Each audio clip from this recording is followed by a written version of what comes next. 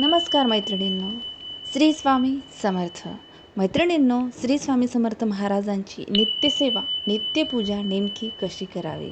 नित्यसेवा नित्यपूजा करताना कोणत्या गोष्टींची आपण काळजी घ्यावी आणि कोणत्या गोष्टीकडे आपण लक्ष द्यावे, जेणेकरून आपल्याला अद्भुत असा अनुभव सेवेचा येईल.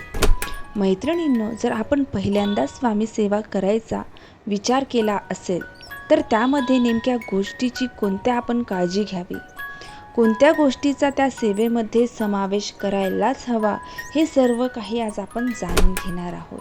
तरी आपण शेवटपर्यंत व्हिडिओ नक्की बघा. चला तर मग विषयाला सुरुवात करूया. मैत्रिणींनो, श्री दत्तात्रयाचे तिसरे अवतार म्हणून अक्कलकोटचे श्री स्वामी समर्थ महाराज मानले जातात, ओळखले जातात. भिवू नकोस, मी तुझ्या पाठीशी आहे, हे केवळ स्वामींचे आश्वासन नाही तर भक्तांना दिलेले एक अभय आहे असेही मानले जाते. मैत्रिणींनो, तसेच अशक्य ही शक्य करतील स्वामी, ही स्वामी भक्तांच्या मनातील एक श्रद्धा आहे.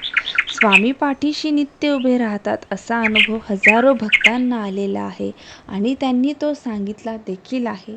अनेकांच्या संकटात, कष्टात, दुःखात स्वामी त्यांच्या पाठीशी भक्कम उभे राहिलेले आहेत आणि त्या भक्तांनी स्वामींची नित्यसेवा आणि नामस्मरण जे काय आहे ते योग्य श्रद्धेने आणि निस्वार्थपणे केलेले आहे, ज्यामुळे त्यांना स्वामींची अनुभूती आलेली आहे, प्रचिती आली आहे आणि स्वामींचा मदतीचा हात देखील भेटलेला आहे.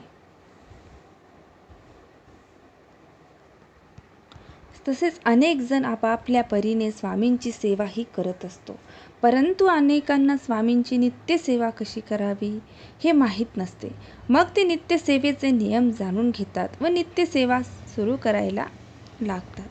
श्री स्वामी समर्थ महाराजांची नियमित दररोज सेवा करणारे कोट्यवधी भक्त आहेत. मैत्रिणींनो, स्वामींच्या मठात जाऊन, अक्कलकोटला जाऊन दर्शन घेणाऱ्यांची संख्या तर लक्षणीय आहे. मैत्रिणींनो, जो तो आपल्या परीने स्वामींची सेवा करतच असतो.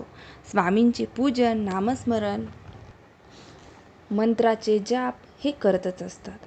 श्री स्वामी समर्थांची नित्यसेवा केली तर ती आपल्या जीवनात आपल्याला समृद्धी, समाधान, शांतता प्राप्त होते असे म्हटले जाते. स्वामींची नित्य नियमाने सेवा व पूजा केल्याने अनेक गोष्टींचा लाभ आपल्याला होऊ शकतो. पण सेवेतून आपल्याला काहीतरी मिळतं हे अशी अपेक्षा आपसुकच केली जाते, परंतु काहीतरी मिळण्यासाठी सेवा करू नये. आपण फक्त आपले कर्म करावे, फळाची अपेक्षा करू नये. वेळ आल्यावर स्वामी आपल्या चांगल्या कर्माचे फळ नक्की आपल्याला देतील. आपण कोणतीही सेवा करू ती अगदी प्रामाणिकपणे, निर्मळ मनाने, एकाग्र होऊन आणि मनापासून 100% देऊन करावी. तसेच समर्पण भाव ठेवूनच करावी. उत्कट भाव भक्तीची ताकद मोठी असून अशक्य ही शक्य होण्याची किमया त्यात असते. मैत्रिणींनो, त्यामुळे सेवा ही निस्वार्थपणे करावी. काहीतरी फळ आपल्याला प्राप्त होईल ह्या भावनेने आपण सेवा करू नये. तर श्री स्वामी समर्थ महाराजांची नित्यसेवा नेमकी कशी करावी? स्वामींची नित्यसेवा करण्याचे अनेक फायदे आहेत. मैत्रिणींनो, नित्यसेवेने आपली मानसिक शांतता आणि आध्यात्मिक समृद्धीही आपल्याला प्रदान होते. नित्यसेवेद्वारे भक्तीचे गहरे नाते स्वामींशी आपल्याला जोडते आहेत. नित्यसेवा ही आपल्या मनास शुद्ध आणि शांत ठेवते. स्वामींच्या आशीर्वादाने जीवनात सकारात्मक असे बदल घडतात. मनातील वाईट विचार दूर होऊन आपल्या मनात सकारात्मक विचार प्राप्त होतात. आपण दुसऱ्यांबद्दल चांगले विचार करायला लागतो, त्यामुळे सर्व काही चांगले होण्यास मदत होते. स्वामींचे मार्गदर्शन आपल्याला आपल्या जीवनातील प्रत्येक समस्यावर, प्रत्येक अडचणीवर मात करणे व त्याचे उत्तर मिळवून देणे आपल्याला सहज शक्य होते. पहिल्यांदा स्वामी सेवा करण्यास सुरुवात करत असाल तर त्यासाठी स्वामींचा फोटो किंवा मूर्तीची स्थापना आपण कशी करावी व त्याची नित्य नियमाने पूजा, स्वामींना नियमित नैवेद्य कसा दाखवावा, स्वामी मंत्राचा जप कसा म्हणावा, स्वामी चरित्राचे पारायण, अशा काही गोष्टींचा समावेश कसा करावा हे आता आपण जाणून घेऊयात. तर मैत्रिणींनो, स्वामींची घरी स्थापना कशी करावी आणि त्यांना नैवेद्य कसा दाखवावा व कोणत्या मंत्राचा जाप आपण करावा हे सगळं काही आता आपण जाणून घेऊया. तर मैत्रिणींनो, तुमच्या घरी जर स्वामींची मूर्ती किंवा फोटो नसेल तर स्वामींचा जो भाव तुम्हाला भावेल तशी मूर्ती किंवा फोटो तुम्ही तुमच्या घरात आणा. स्वामी प्रत्यक्ष दत्त अवतार असल्यामुळे स्वामींची स्थापना गुरुवारी करावी. गुरुवार हा दिवस दत्तगुरु दत्त अवतार स्वामींना समर्पित असून हा सर्वोत्तम दिवस मानला गेला आहे. मैत्रिणींनो, ज्या ठिकाणी स्वामींची स्थापना केली जाणार आहे ती जागा अतिशय पवित्र असावी आणि कायम ती स्वच्छ तसेच नीटनेटकी ठेवावी. तुम्ही तुमचे कुळधर्म, कुळाचार, परंपरा ह्यानुसार स्वामींची पूजा करू शकता. पंचोपचार किंवा षडोपचार पूजा करणे कधीही श्रेयस्कर ठरते, परंतु या धावपळीच्या जगात शास्त्रशुद्ध पद्धतीने पूजा शक्य होतेच असे नाही ना. त्यामुळे अशा वेळी शॉर्टकट जरी वापरायचा नसला तरी योग्य पद्धतीनेच स्वामींचे पूजन करावे. संपूर्ण समर्पण भाव ठेवावा. मनापासून स्वामींची पूजन सेवा करावी. दररोज सकाळी आणि सायंकाळी स्वामींसमोर आपण दिवा लावावा, धूप लावावा. तसेच स्वामींची पूजा करताना आवर्जून पिवळ्या रंगाच्या फुलांचा समावेश करावा. हे सगळं करणं अगदी शुभ मानलं जातं. घरात निगेटिव्ह एनर्जी असेल तर घंटानाद करावा.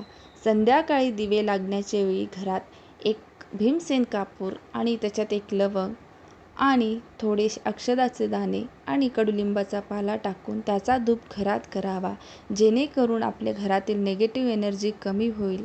आणि घंटांचा नाद करावा, ज्याने आपल्या अशुद्ध लहरी बाहेर जातात आणि घरात शुद्ध लहरी येतात. स्वामींना नैवेद्य कसा दाखवावा आणि त्या नैवेद्य दाखवताना कोणती काळजी घ्यावी. दररोज न चुकता जशी स्वामींची पूजन सेवा करणे महत्त्वाचे आहे, तसेच स्वामींना दररोज नैवेद्य दाखवावा. जे तुमच्याकडे उपलब्ध असेल ते स्वामींना अर्पण करावे. स्वामींच्या आवडत्या पदार्थांचा नैवेद्य दाखवला तर उत्तमच असते. स्वामींच्या नैवेद्यात पिवळ्या रंगाच्या गोष्टींचा आवर्जून समावेश करावा.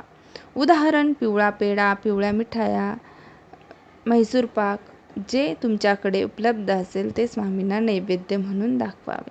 अस्वच्छ हाती नैवेद्य दाखवणे आपण टाळावे. नैवेद्य दाखवताना स्वच्छता राखणे खूप आवश्यक आहे. मैत्रिणींनो, त्यावेळेस अनावश्यक द्वेष, नाराजी किंवा नकारात्मकता ठेवू नये. नैवेद्य दाखवू नका. मनात वाईट भावना असेल तर तुम्ही नैवेद्य दाखवू नका. नैवेद्य दाखवताना एक दिवा लावा, अगरबत्ती लावणं हे विसरू नका. एक तुळशीचे पान नैवेद्यात आवर्जून ठेवा. ताटाखाली भरीव चौकोन काढा, ते फार महत्त्वाचे आहे. त्यावर नैवेद्याचे ताट ठेवणे. स्वामींना चांगले आणि सर्वोत्तम असेच अर्पण करावे. अशी आहे स्वामींची नित्यसेवा करण्याची योग्य पद्धत. आणि मंत्र जाप करताना आपण तारक मंत्र म्हणू शकता. स्वामी चरित्राचे सारामृत तुम्ही रोज क्रमशः 3 अध्याय वाचू शकता किंवा एका दिवसात एक पारायण करू शकता किंवा 7 दिवसात एक पारायण करू शकता. जसे तुम्हाला योग्य वाटेल तशा प्रकारे तुम्ही स्वामी चरित्र सारामृत वाचू शकता. तसेच सकाळ आणि संध्याकाळ तारक मंत्राचे वाचनही करू शकता. आणि श्री स्वामी समर्थ ह्या मंत्राचं नामस्मरण तुम्ही कधीही दिवसातून जेव्हा तुम्हाला वेळ भेटेल तेव्हा तुम्ही करू शकता. तर अशा प्रकारे आहे स्वामींची नित्यसेवा करण्याची योग्य पद्धत. मैत्रिणींनो, माहिती आवडली तर एक लाईक आणि एक शेअर नक्की करा आणि कमेंट्समध्ये श्री स्वामी समर्थ लिहिण्यास विसरू नका. नवीन असाल तर चॅनलला सबस्क्राईब करा आणि अशाच महत्त्वपूर्ण चॅनलसाठी माहितीसाठी चॅनलला भेट नक्की द्या. तर चला मग पुढच्या व्हिडिओमध्ये भेटूया. श्री स्वामी समर्थ. जय जय स्वामी समर्थ. अवधूत चिंतन श्री गुरुदेव दत्त श्री स्वामी समर्थ महाराज की जय. अवधूत चिंतन श्री गुरुदेव दत्त श्री स्वामी समर्थ महाराज की. गुरुर्ब्रह्मा गुरुर्विष्णू गुरुर्देवो महेश्वरा गुरु साक्षात परब्रह्म तस्मै श्री गुरुवे नमः.